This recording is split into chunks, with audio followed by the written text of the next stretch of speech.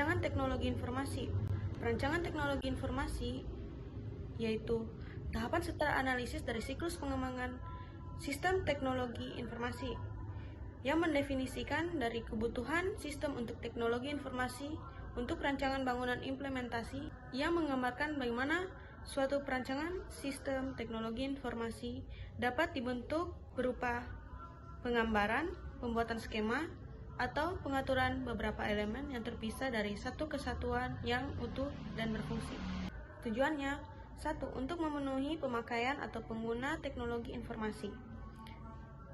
2. Untuk memberikan gambaran yang jelas dan rancangan bangunan yang lengkap kepada pemrograman komputer programmer dari ahli-ahli teknik yang terlibat, lebih condong pada desain sistem teknologi informasi yang terinci. Bentuk perancangan sistem teknologi informasi secara umum yaitu perancangan sistem teknologi informasi yang terkonsep masuk akal.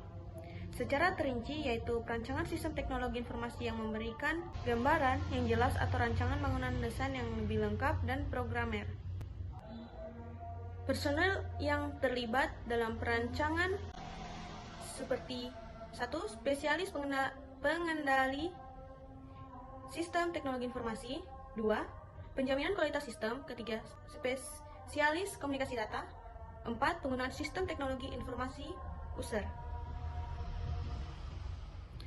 Keluaran perancangan, yaitu di mana keluaran merupakan hal yang tidak dapat diabaikan karena laporan atau keluaran yang dihasilkan harus memudahkan bagi setiap unsur manusia yang membutuhkannya. Tipenya yaitu tipe keluaran 1 eksternal, 2 internal.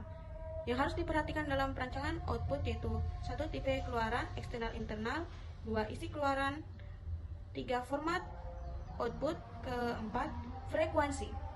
Langkah perancangan keluaran secara umum yaitu presentasi adalah alat komunikasi sebagai media yang menyampaikan peragaan, kuliah, ceramah, dan laporan. Masukan perancangan yaitu tujuan dari perancangan input adalah untuk mengefektifkan biaya pengendalian data, 2 untuk mencapai keakuratan yang tinggi, 3 menjamin hilangnya data dapat diterima dan mengerti oleh pemakai.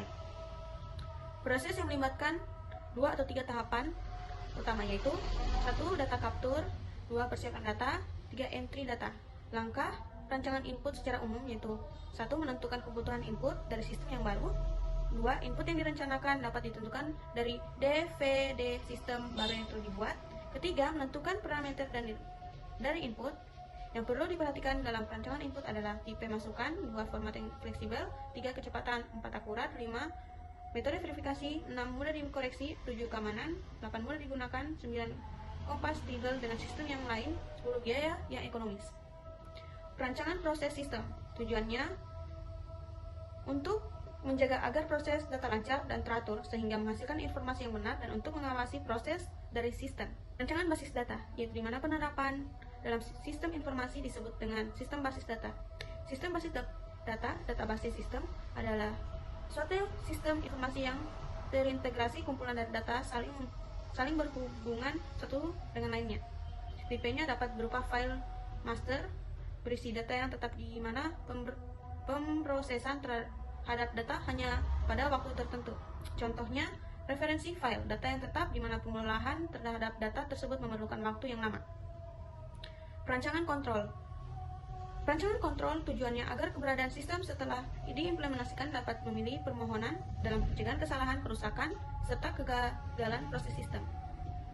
Perancangan jaringan. Langkah-langkahnya yaitu 1. Membuat segmen bidang usaha, 2. Membuat sebuah model LAN, 3. Mengevaluasi LAN untuk menentukan apakah mereka cocok untuk setiap segmen di seluruh usaha, keempat.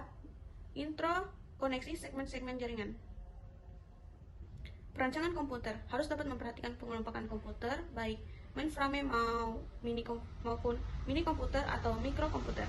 Tekanan-tekanan perancangan di sistem informasi harus diperhatikan sejumlah tekanan desain, yaitu yang pertama integrasi, 2 jalur pemakai, 3 tekanan pesaing, 4 kualitas dan penggunaan informasi, 5 kebutuhan sistem, 6 kebutuhan pengolahan data, 7 faktor organisasi, 8 kebutuhan biaya efektivitas, 9 faktor manusia, dan 10 kebutuhan kelayakan. Dalam membuat sistem dan program, ada beberapa hal yang perlu diperhatikan. Yang pertama yaitu perencanaan. Perencanaan adalah membuat semua rencana yang berkaitan dengan proyek sistem informasi. Ada poin-poin penting perencanaan yang perlu dibuat dalam membangun sistem informasi. Yang pertama yaitu facility study. Yang kedua, budget. Yang ketiga, sumber daya. Yang keempat, cakupan. Yang kelima, alokasi waktu. Hal yang perlu diperhatikan yang kedua yaitu analisa. Analisa adalah menganalisa workflow sistem informasi yang sedang berjalan dan mengidentifikasi apakah workflow telah efisien dan sesuai dengan standar tertentu. Analisa biasanya dilakukan dengan beberapa cara, yaitu yang pertama, ikut terlibat, dan yang kedua adalah wawancara. Hal yang perlu diperhatikan selanjutnya yaitu desain. Desain adalah langkah yang sangat penting dalam siklus SDLC, karena langkah ini menentukan fondasi sistem informasi. Kesalahan dalam desain dapat menimbulkan hambatan bahkan kegagalan proyek. Ada 2 jenis desain yang dibuat di langkah ini, yaitu desain proses bisnis dan desain pemrograman. Hal yang harus diperhatikan yang keempat yaitu pengembangan. Pekerjaan yang dilakukan di tahap pengembangan adalah pemrograman. Pemrograman adalah pekerjaan menulis program komputer dengan bahasa pemrograman berdasarkan algoritma dan logika tertentu. Yang kelima, testing. Testing adalah proses yang dibuat sedemikian rupa untuk mengidentifikasi ketidaksesuaian hasil sebuah sistem informasi dengan hasil yang diharapkan. Yang keenam, implementasi. Implementasi adalah proses untuk menerapkan sistem informasi yang telah dibangun agar user menggunakannya menggantikan sistem informasi yang lama.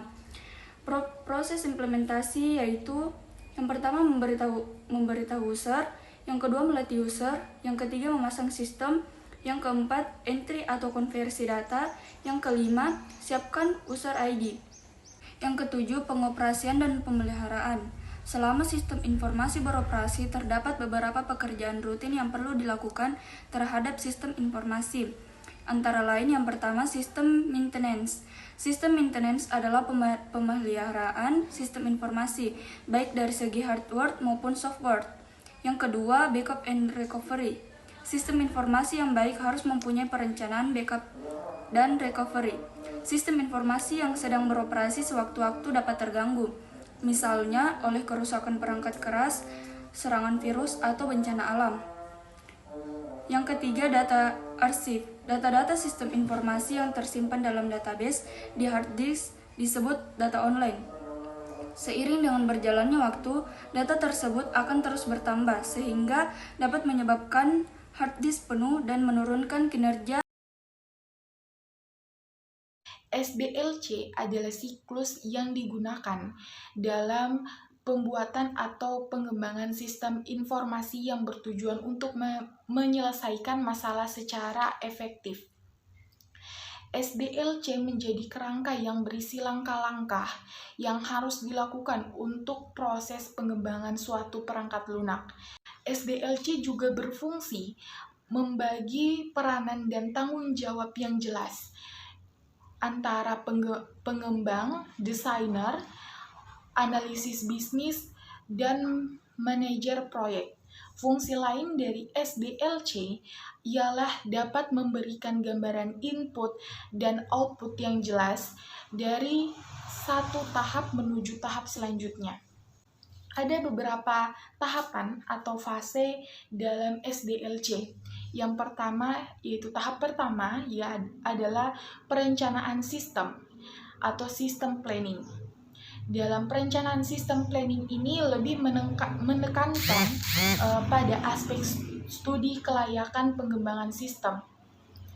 Ada beberapa aktivitas yang dilakukan atau yang dilakukan dalam fase pertama ini. Yang pertama, pembentukan dan konsolidasi tim pengembangan.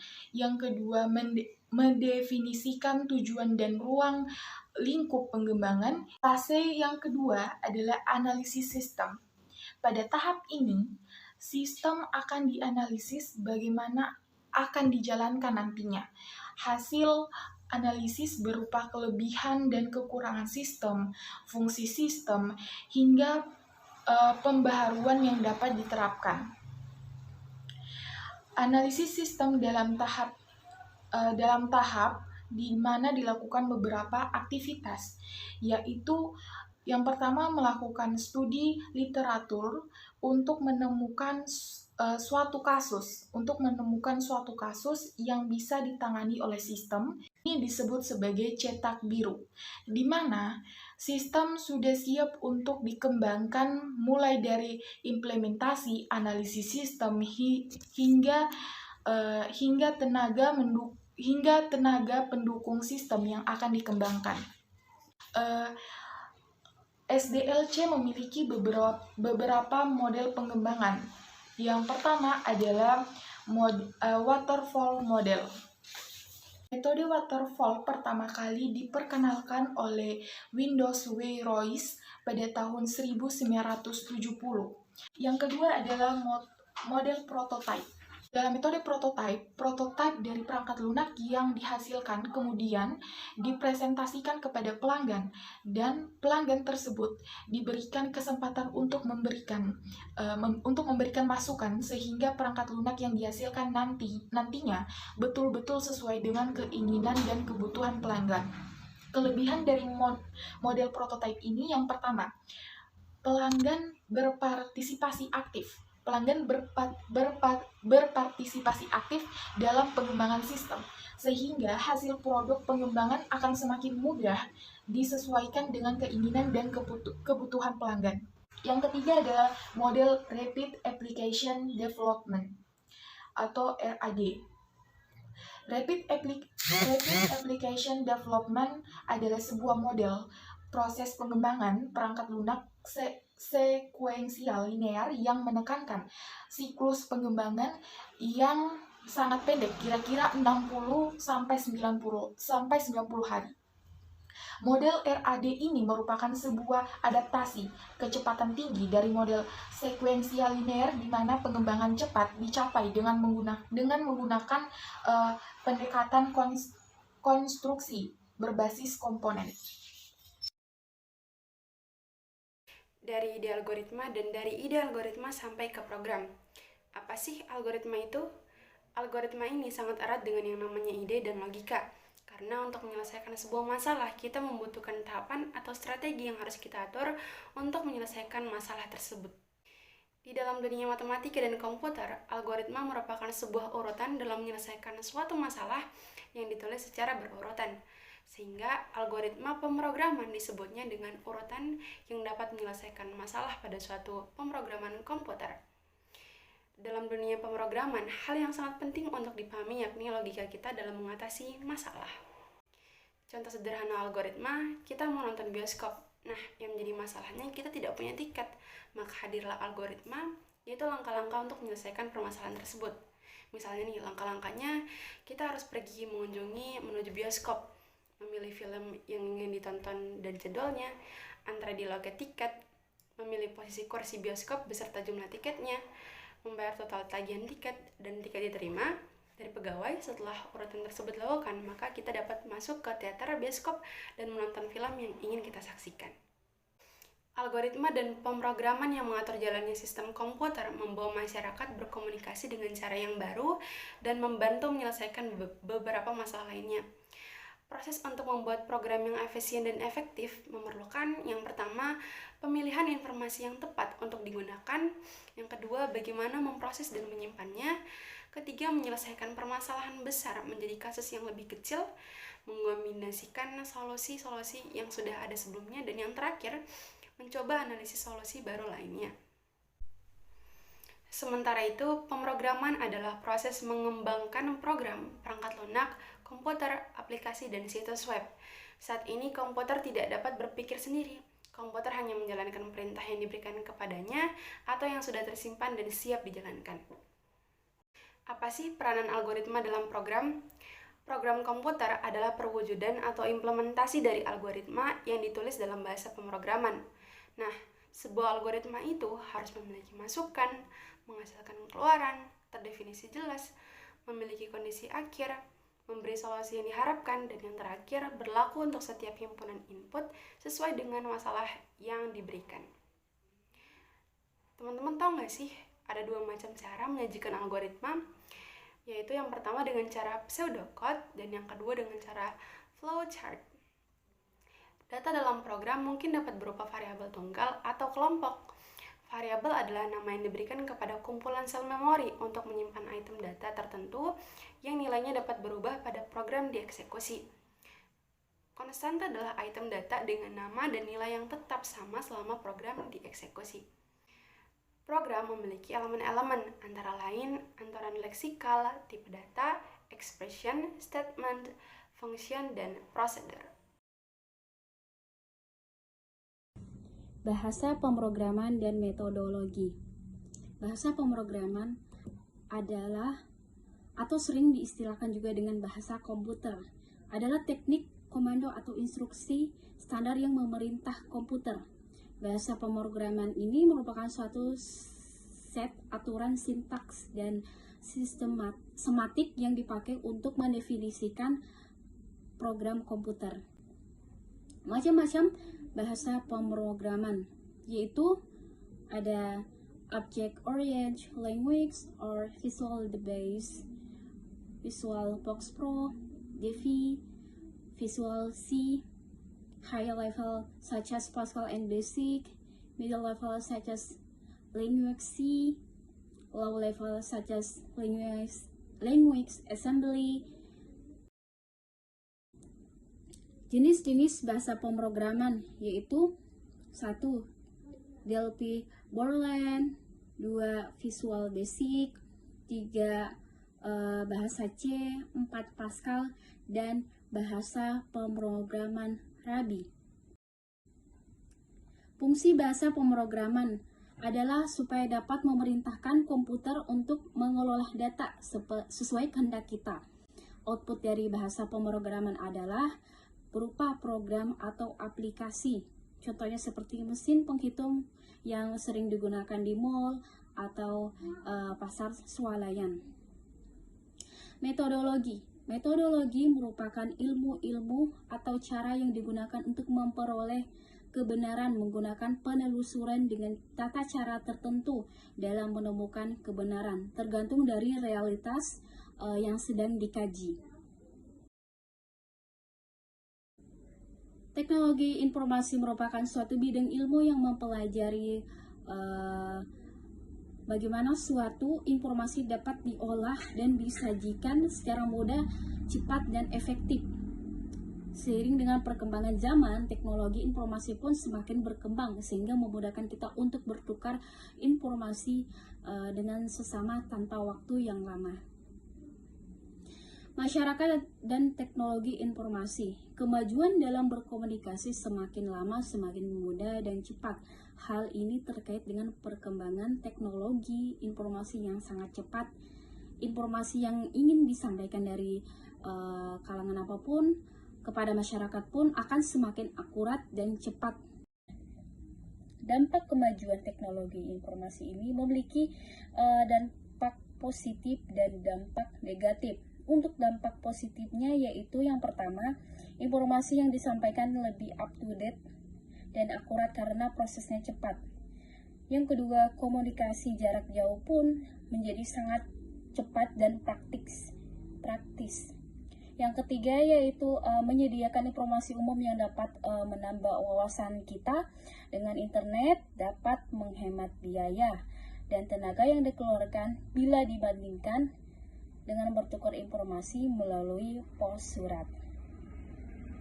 Dan untuk dampak negatif dari teknologi informasi ini, yang pertama munculnya kejahatan jenis baru, misalnya penipuan dengan cara memanipulasi data pada rekening bank, pencurian informasi berharga melalui sabotase jaringan informasi, virus komputer, penyadapan email, dan sebagainya. Yang kedua, pelanggaran terhadap hak-hak privasi, pembajakan lagu dan film, penyebaran hal-hal yang berbau sara dan pornografi semakin cepat. Baik, itu saja yang saya dapat sampaikan. Bila ada kekurangan, mohon dimaafkan. Saya akhiri, wabillahi taufik wal hidayah. Wassalamualaikum warahmatullahi wabarakatuh.